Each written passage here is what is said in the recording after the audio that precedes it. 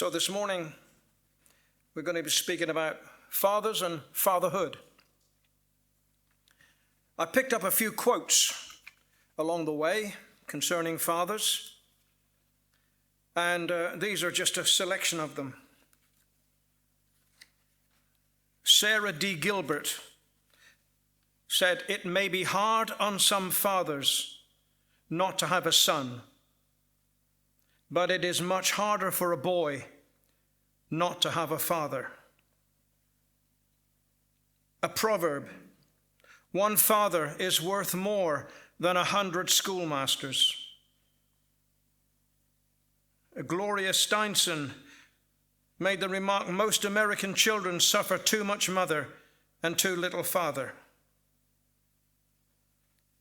Robert Bly said, "When a father absent during the day returns home at 6, his children receive only his temperament, not his teaching." Somebody called Kathy Davis once said, 100 years from now, it will not matter what my bank account was, the sort of house I lived in, or the kind of car I drove, but the world may be different because I was important in the life of my child. Someone else said, "No father on his deathbed will ever say, 'I wish I'd spent more time at the office.' But he might well say, 'I wish I'd spent more time with my family.'" And you know, one of the biggest blights on human society today is the tragedy of fatherless children. It's a scourge on our society. And the image of fatherhood has taken a real battering in recent times, which has led to a very negative view of fathers and indeed of men. It's often been remarked that the media has latched onto this, and the world of commercials often portrays women not needing men because in any case women are smarter. Man has been devalued tremendously. And whilst it is true that many men miss the mark of what fatherhood should be, it is quite wrong to ignore the ideal of what men should be. And you know, one of the issues of today is that most of the failing fathers of today were never fathered themselves, never had a role model, never even knew what a father should be like. We do live in a very, very increasingly dysfunctional society.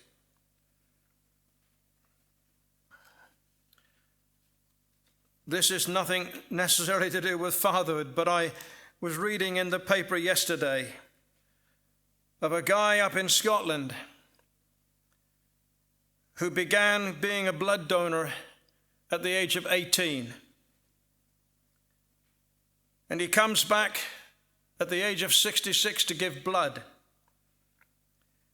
And the authorities have added one new question to the questionnaire. And the question is, are you pregnant? The guy is 66. In any case, if he could, he couldn't because he's past the age of childbearing.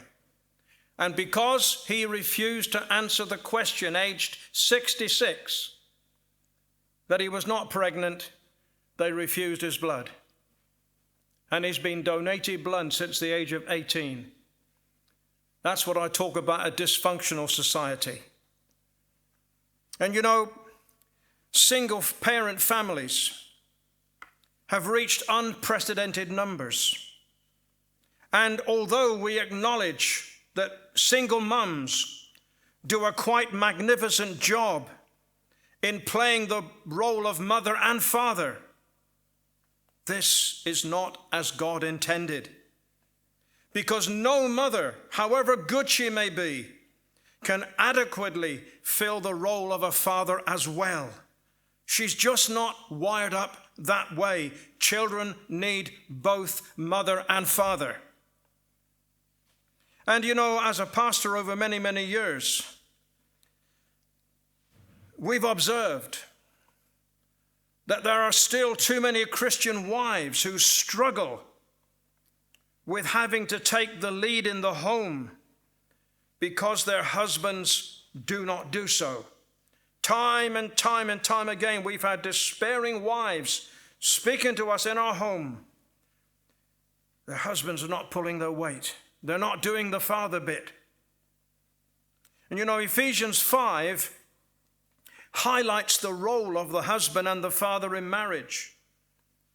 Now, I know that Ephesians 5 begins with, wives, submit to your husbands. Now, that doesn't always go down too well. But you know something? You need to read the whole passage. Because you find that for every one word spoken to the wife, 2 are spoken to the husband. He's got a double responsibility.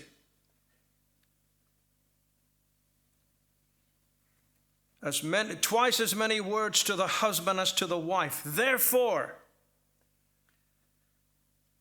if a wife is going to submit to her husband, he first needs to do his part to earn that submission.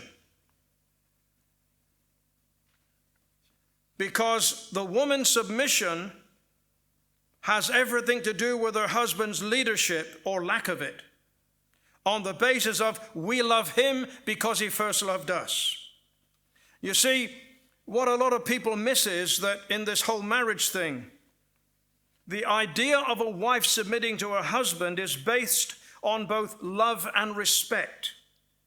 Now, we know that love is an emotion, which can fluctuate, but respect comes through observed behavior. And with the best will in the world, it's not so easy to keep loving if there's no respect being earned. A husband has got to do his job. He's got to do his duty. He's got to fulfill his role to earn his wife's respect. And as I've said, over the years, the number of wives that have come to myself and Edna for help as a result of their husbands not taking responsibility in the home. And the fact is, if men fail as husbands, it is highly likely that they will fail as fathers too. You see, the role of a father is seen as a life giver, a provider, and a protector. And the father should be there to be a role model as to how men are to live by administering the discipline and giving direction. And sadly, today the role of father is played down by many in society, but they are very wrong. I remember one of our pastor's wives, Hazel Barr, that used to be at Canning Town. She was a school teacher. And I remember her telling us once, in her class, she had 5 children, same mother, different fathers. What chance does a child have? And all the fathers were absent. Shocking. Desperately sad. 5 children, same mother, 5 different fathers, but no fathers present. And you know, it's not surprising in a situation like that so many children relate to gangs rather than family, because it is through gangs that they find identity and affirmation. A survey in America found that in terms of spending time with their children, fathers spent just 40 seconds a day with their children. And this was split up into time slots of 10 to 15 seconds each. Another survey said that fathers gave their children 3 minutes each day, whereas children would watch television for 3 hours each day. And this is a little bit dated, but add to that the internet, and the battle is almost lost for the mind of children. if that's all the input the father has. I've got a little book here today, which we've got 10 copies to give away. It's called The 60-Minute Father. It's written by Rob Parsons, who heads up Care for the Family, and he is one of the single best communicators on the family. He's got a series, The 60-Minute Father, The 60-Minute Mother, The 60-Minute Grandmother, and you can literally read it in 1 hour, 60 minutes. It's easy reading, but it's absolutely compelling. And I have been moved to tears so many times every time I read this book. And there's a quote in the book which I'd like just to read to you, just to give you a little flavor. And the point is this: in life, time flies. Children are not children for very long. And nobody sums up how fast these opportunities pass, as well as a man called Harry Chapin, who wrote a song, Cats in the Cradle. It's a song about a boy who every day asked his father to spend time with him. And this is how it goes. When you're coming home, Dad? I don't know when, but we'll get together then. You know, we'll have a good time then. But his father is a busy man. There are planes to catch and bills to pay. As the song goes on, the son moves from a toddler to a 10-year-old. And all the time he's saying, "Thanks for the ball, Dad. Come on, let's play." And his father is promising that very soon they'll have time together. And then it happens. Time plays its trick. And suddenly the boy is a man. Now the father has time, but the door's closed. And it goes on. Well, he came home from college just the other day. So much like a man, I just had to say, "Son, I'm so proud of you. Can you sit for a while?" He shook his head and said with a smile, "What I'd really like, Dad, is to borrow the car keys. See you later. Can I have them, please? When you're coming home, son? I don't know when, but we'll get together then. You know, we'll have a good time then." Tragic. All those years have passed. Opportunities have been missed. And now the father is experiencing the very same rejection that he rejected, or his son rejected. Let's put it another way. They say that childhood used to last from 1 to 18. It's probably a bit less than that these days. But let's just keep to that figure for the moment. Just imagine an egg timer contained not sand, but days. So when your child is born, the egg timer has in it 6,570 days, 18 years worth. If your child is 10 years old, 3,650 days have already gone.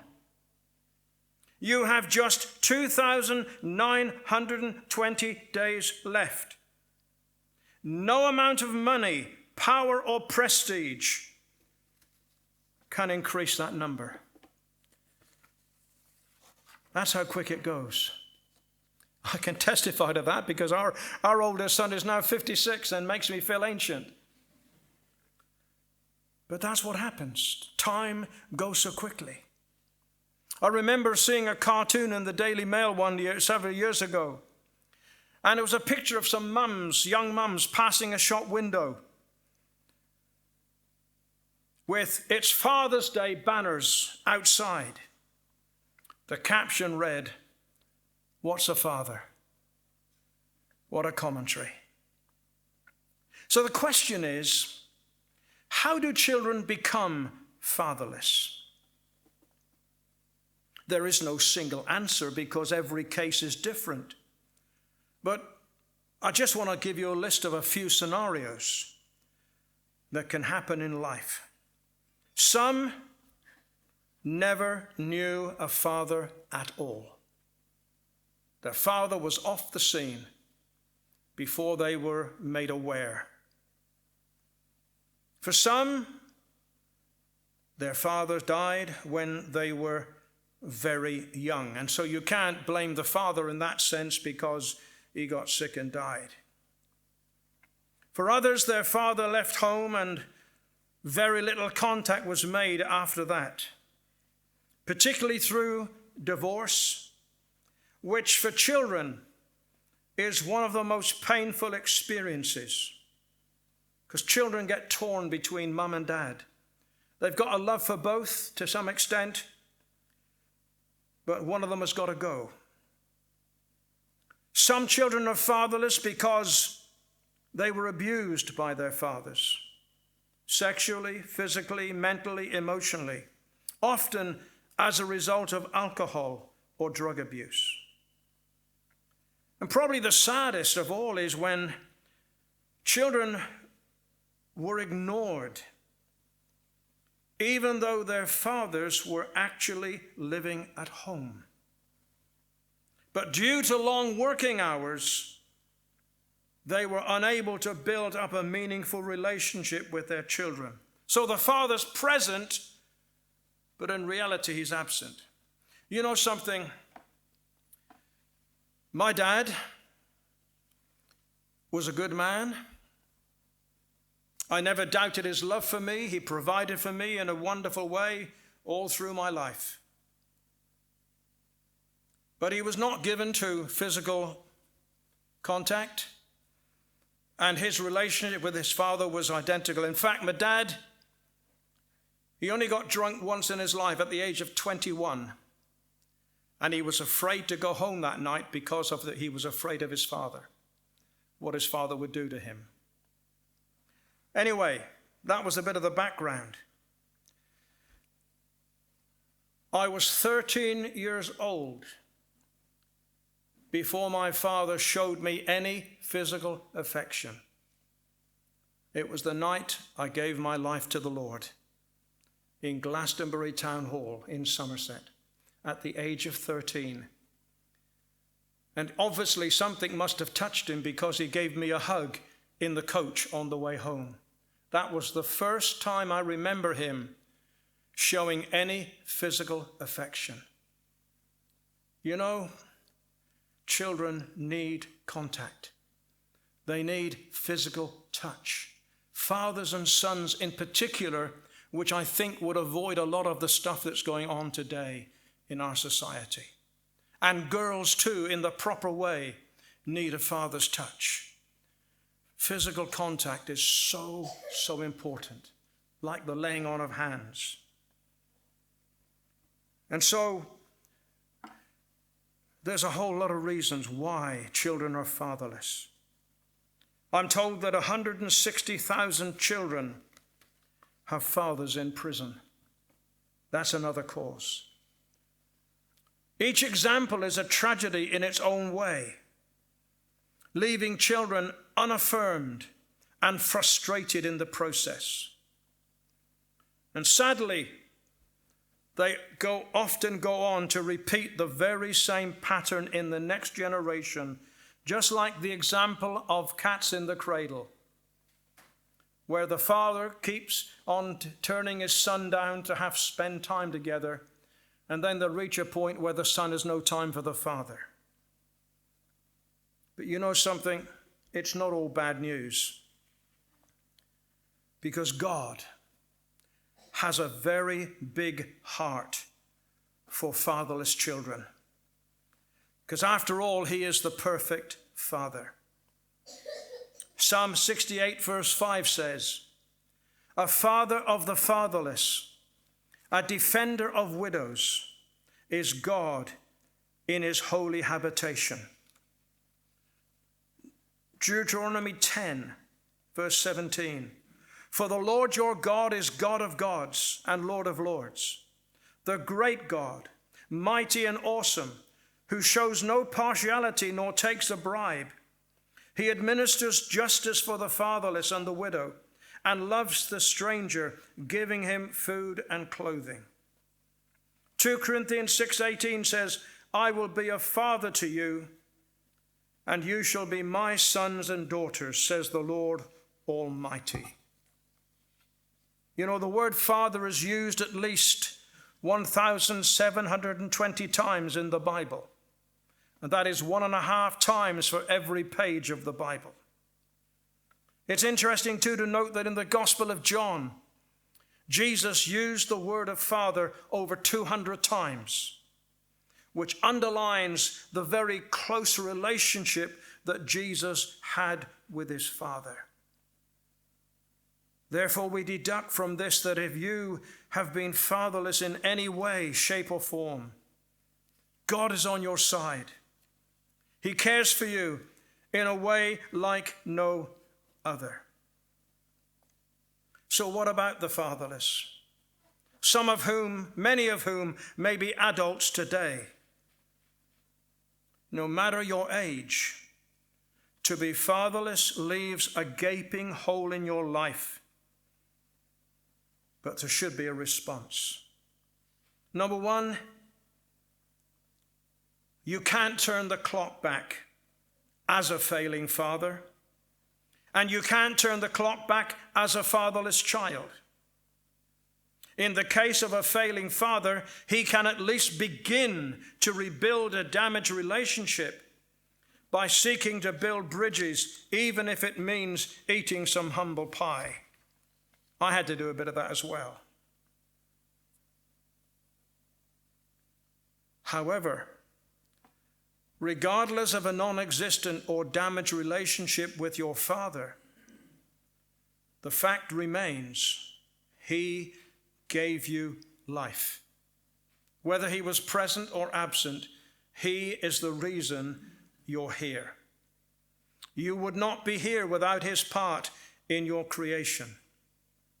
And the Bible tells us in Exodus 20, honor your father and your mother, that your days may be long upon the land which the Lord your God is giving you.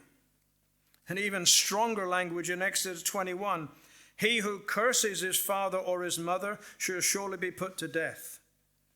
Proverbs 23:22, listen to your father who begot you, and do not despise your mother when she is old. I remember when I was pastoring at Leydenstone, a young woman, she wasn't a part of the church, but she came in off the street and she wanted to make inquiries about getting married in our church. And so we talked through the process, etc., etc. And the last thing I said to her before she left was, the next thing you need to do is go to the registry office and get what is called a blue form. That is for the minister, so that he can copy all your details onto the certificates. So I said that to her, and she said then to me, but I don't want my father's name on the marriage certificate. She didn't explain why. I knew that there was an issue between her and her father. Maybe he's probably absent. Maybe he had departed and all the rest of it. And she didn't want to recognize him on her marriage certificate. So I said to her, with all due respect, I understand you've got issues, but I said, you wouldn't even be sitting here if it wasn't for your father. You may hate his guts. You may not want to see him for the rest of your life, but actually he gave you life. Don't curse your roots. Don't curse your roots. It's not advisable. She walked out, never came back. I don't know what happened in the future, but how tragic. Okay, she had issues with her dad, fine, but at least acknowledge he gave her life. He was responsible for her being on the earth. She had the privilege of living. Of course, apart from recognizing your father who gave you the chance of life, the only other thing to do is to forgive him for failing you. And even though it may be difficult to forgive, and forgiveness is not easy, although it's always right, if you forgive, you will be set free to make the best of the rest of your life, rather than to be bound up with bitterness. Because you see, we can't change the past. It's happened, it's done, it's water under the bridge, but we can shape the future. But if that is to happen, if there is to be a positive future, we have to let go of the past in order to move on. And a final word for fathers. And this is part of the issue, of course.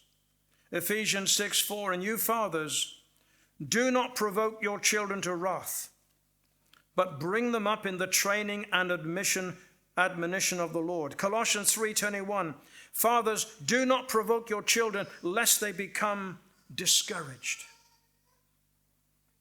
What these scriptures are really saying is, don't have double standards. Don't say one thing and do the other. Because, as they say, habits are caught, not taught. What they see you doing, they will inevitably copy. I remember when I was in my early teens, I used to play the piano at the local church in Somerset. And one of the pastor's sons, he took a real shine to me.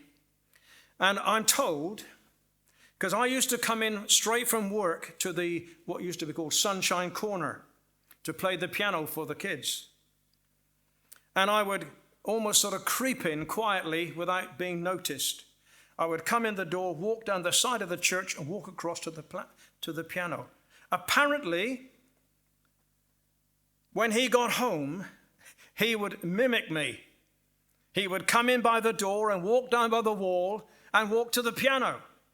He copied me. I didn't teach him to do that. He saw me. He wanted to imitate me. And that's what he did. And so, fathers, we need to be aware of having double standards, saying one thing and doing the opposite. We have to be consistent. One other final fallout from the fatherless situation is, over the years I've found that too many Christians tend to pray to Jesus rather than to God the Father, simply because they've had a bad experience of their earthly father and they project it onto God. And they say, if God is like my father, I don't want to know. So they stop short and pray to Jesus. Now, it's not wrong to pray to Jesus per se, but we all, as children of God, should be able to pray to our Heavenly Father, because He is our Heavenly Father. He loves us. He cares for us. And so we need to be able to pray to God the Father, even if we've had a bad relationship with our earthly father, because you are His beloved son and beloved daughter. In fact, one of the words used in the Bible for father, and often used by Jesus, is Abba, Hebrew. And it's quite an intimate meaning. It doesn't mean father formally, but it means daddy, Abba. And that speaks of a much more intimate relationship than when we use the word father. One of the things about going to Israel is to be down at the Western Wall. You've got two sections. The men have got 2/3 and the ladies have got 1/3 to go up to the wall to pray. And as the parents are up at the wall praying, the children are running around playing. And you often hear them calling out, Abba, Abba. It's such a beautiful sound. Such a beautiful sound. There's a connection between themselves and their daddy. That's how they feel about it. And you know something? That's how it should be with all of us. He is our Abba. He is our daddy. He's our father. And in an ideal world, there's not a son who wouldn't want to look up to his dad as his all-time hero. That is the ideal. By the same token, there's not a daughter in the world who would not want to look up to their dad as her protector and champion. That's the way it should be. And so I pray that God will bless fathers today and help us to be the fathers that God always intended that we should be. Fatherhood is so important. It has so much to do with the development of children, of the maturing. And they will thank us one day when we've done a good job. So I pray that God will bless his word today. And for you that are applicable, there's 10 copies to go. And the father may not be present today, but we can keep a copy back for you, I'm sure. Or we can get more copies. May the Lord bless you. Thank you very much.